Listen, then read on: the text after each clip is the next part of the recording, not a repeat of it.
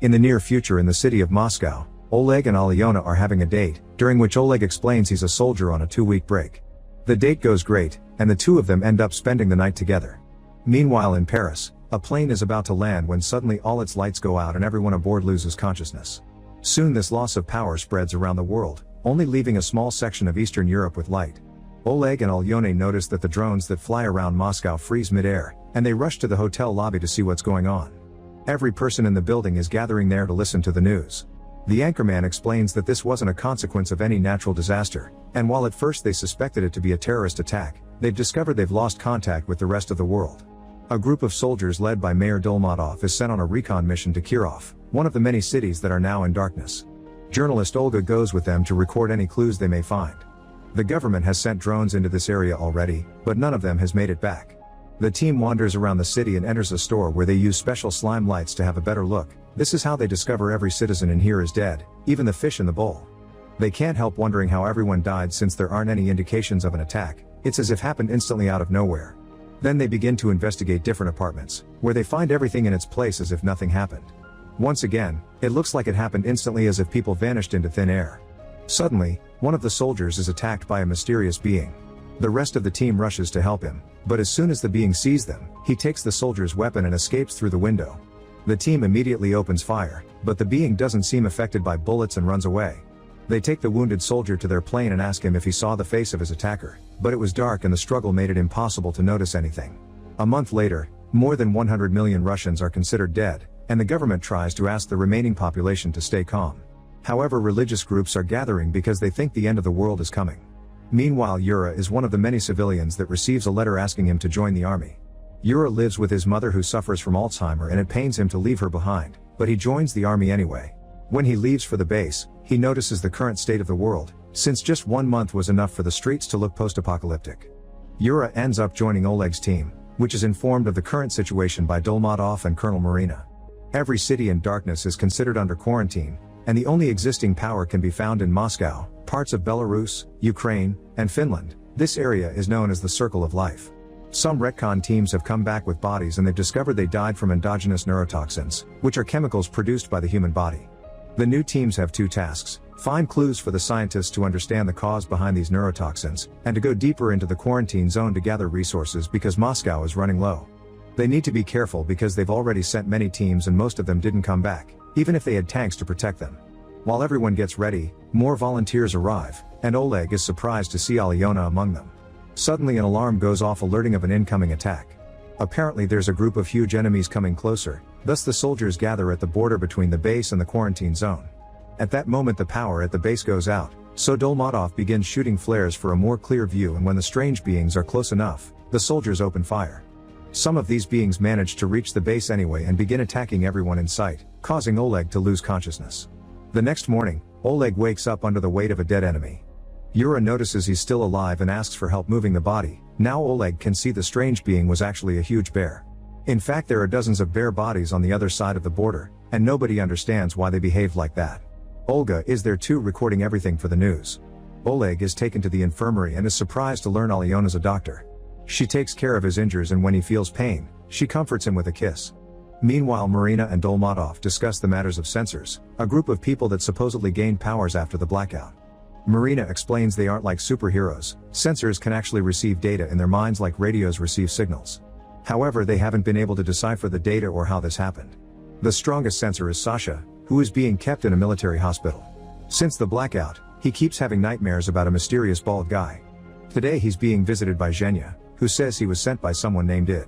He explains the first wave destroyed all electronics, the second launched the self-destruction of all biological organisms, and the third wave will make anyone still alive in the quarantine zone attack them. There are millions of them, and their free will is gone, but they have time to stop it. Sasha doesn't want anything to do with this and calls for security, but the soldiers can't see Zhenya and tell the doctor that Sasha is hallucinating. The rest of the soldiers get ready for the mission. Yura ends up traveling with Olga, who makes him some questions for the camera. Yura admits he doesn't mind the current situation because it's given his life meaning, and it's better than being a taxi driver. When they make it to the quarantine zone, they discover the tanks destroyed on the ground and a chasm cutting through the buildings, implying the third wave has already begun. The footage of this destruction puts the remaining population in a state of panic, causing riots and an increased crime rate to take over the city. The government promises they're working on it, but people think their leaders are hiding something. The soldiers are divided into groups to cover more ground. Yura and Olga are in Group 7, and as they cross the woods, a flirting tension grows between them. When a recovered Oleg arrives, he joins Team 4, who investigates a small town. One of the soldiers opens a storage room, causing a bunch of metal bars to fall on top of him and hurt his leg. The team decides to rest inside a house until a doctor comes. The next morning, Alyona arrives and announces the soldier will have to return to Moscow with her if he doesn't want to lose his leg. Group 7 also spent the night inside an apartment, and while they're having breakfast, Yura notices something weird about a store. He checks Olga's recording and confirms the doors weren't opened when they arrived. Yura and a few soldiers enter the store and find evidence someone was there, so they decide to set up some traps. Then they return to the apartment and wait for the traps to activate. This doesn't happen until night falls. Everyone gets ready to leave, but Yura asks Olga to stay inside and teaches her to use the flares to ask for help if they don't come back. Olga ends up disobeying Yura and follows the team anyway to record everything. Inside the store, they find a teenager that was wounded by the traps. They take him into the apartment and try to help him, but the boy reacts by stealing a knife and killing a soldier. The others immediately react by shooting him down. Meanwhile, Sasha goes to have some fresh air on the hospital roof and is suddenly startled by Id, the guy Zhenya told him about. Zhenya had only been a mental connection, but it is actually here and wants Sasha to help. To convince him he knows what's going on, he shows his face and reveals he isn't human. At that moment, Marina shows up with a bunch of soldiers pointing their weapons at Id, but suddenly they all turn their weapons on Marina. Id explains he used his mental powers to make the soldiers see her as Id and he as Marina, so she shouldn't try anything. He also swears he's on Marina's side and warns her that millions like him are coming to end humanity. When Marina asks what he is, Id says humans would consider him a god. Marina takes Id to her office to interrogate him. Id explains he was supposed to start an irradiation process when the moon was above the oceans, but he made a mistake. The moon was covering this section of Europe, so it protected it from radiation. That's how the circle of life happened, and everyone in the quarantine zone is only a mindless drone that will attack soon. Id's race needs Earth because their own star is about to die and they want somewhere new with a sun to live in. Then he reveals there was a wave thousands of years ago. This wave was the human race, which is actually a bioweapon sent by the aliens to destroy the native population of planet Earth. It was the previous native people that built the pyramids and underwater cities because they had been much more developed. Humans are the perfect bioweapon because they're destroyers and colonizers, and they share a lot of DNA with Id's people, except they were stripped of any psychic abilities. The unplanned radiation is causing some people like Sasha to get them back. An army from Id's planet is arriving tomorrow, but Id's brother Ra is already here. Id doesn't agree with his methods and wants to find him, but the only one that knows the location is Sasha, thanks to his dreams. In the meantime, all the teams are suddenly attacked by mind-controlled humans. The soldiers immediately open fire and try their best to establish a line of defense, but the enemy comes in huge numbers and doesn't have trouble fighting back, killing most of the teams and causing them to run out of ammo. When the apartment they're hiding in blows up, Yura asks Olga to shoot the flare, but most teams are doing the same thing and there aren't enough resources to help them all. For now, the few remaining members of Group 7 will wait on the roof of a building to be out of the attacker's reach. Marina's conversation with Id is interrupted by a message informing her of the attack, and Id points out they're wasting time. The two of them together with Zhenya and Sasha fly to the base, and during the trip Id explains he's immortal as long as nobody decides to kill him. When they make it to the base, Id puts Sasha in a trance and he manages to draw Ra's location, which is a skyscraper in Kirov.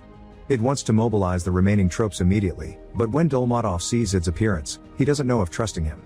At that moment a soldier announces Moscow is being attacked as well and Marina convinces Dolmatov by pointing out it is their only hope.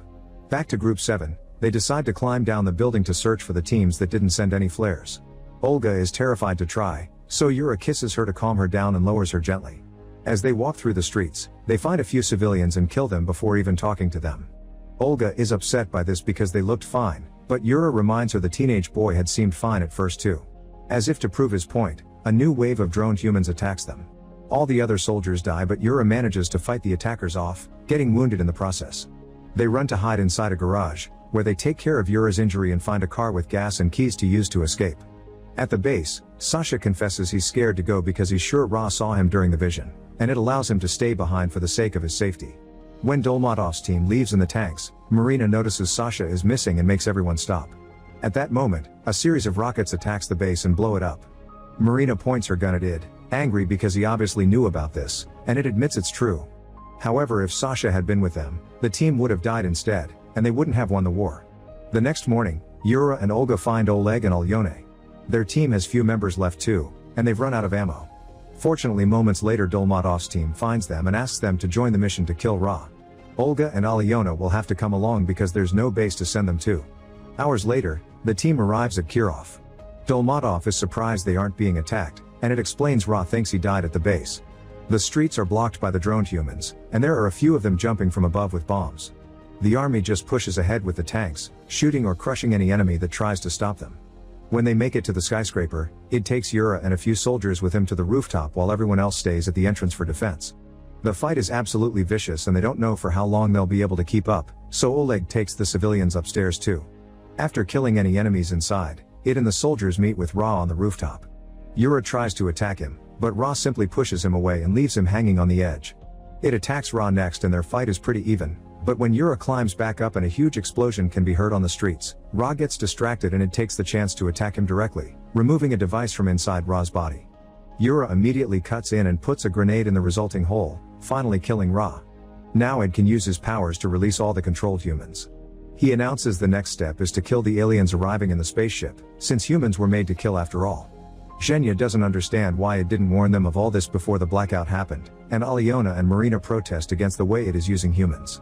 When it says he's the god humans deserve, Zhenya attacks him with a knife, but it uses his powers to make him kill Marina instead. Furious, Oleg tries to attack it too, but Yura comes in his defense, pointing out it is the only hope they have against the incoming invasion. A fight begins between Yura and Oleg, and when Olga notices Yura is beating Oleg up, she grabs a gun and shoots Yura to make him stop. Zhenya tries to kill it again, but it easily stops him. Oleg thinks about killing Yura and shoots at it instead, yet bullets don't do anything. It uses his powers to make Oleg see everyone as his father, causing him to hesitate. However, thanks to being a sensor, Zhenya can find the real it and he jumps to bring him down with him. They both die as soon as they touch the ground. At that moment, a giant spaceship lands on a bunch of buildings. Oleg grabs the device it took from Ra and leaves with the women after refusing to finish Yura off. After taking some weapons from fallen bodies, the trio enters the spaceship, which opened the door because it's waiting for Ra. Inside there are hundreds of aliens sleeping in pods, and when Oleg presses the device, oxygen starts being transported to those pods. It seems Ra was supposed to wake them up, and the timer on the pods confirms they'll be ready soon. They try shooting at them and confirm it does kill them, but they don't have enough ammo or time to do them all. Olga notices the pipes carrying the oxygen are on the floor, and destroying one kills many aliens at the same time. The trio begins destroying every pipe they can find, effectively stopping the invasion. However, when Alyona is about to destroy the last pipe, she freezes because she realizes these last pods have children in them.